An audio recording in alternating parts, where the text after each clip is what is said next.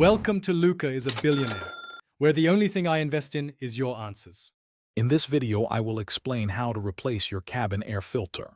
This simple maintenance task improves your vehicle's interior air quality significantly. You will need a new cabin air filter, a 7mm socket, and a small ratchet. Before starting, make sure your glove box is completely empty to allow for easy access. Having these items ready will make the process smooth and efficient, taking only about 15 to 20 minutes of your time. Now let's get to the filter. First, open your glove box. On the right-hand side, you will find a small dampening arm. Carefully detach it by pulling it outwards. Next, gently push in on both sides of the glove box to release the rubber stops, allowing it to swing down completely.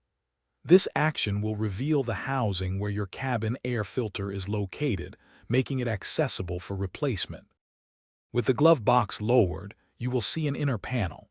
Use your 7mm socket to remove the two screws holding it in place.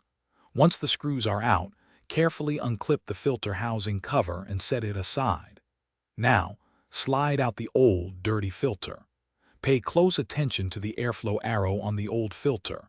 Your new filter must be installed with its arrow pointing in the same direction, typically downwards, towards the floor.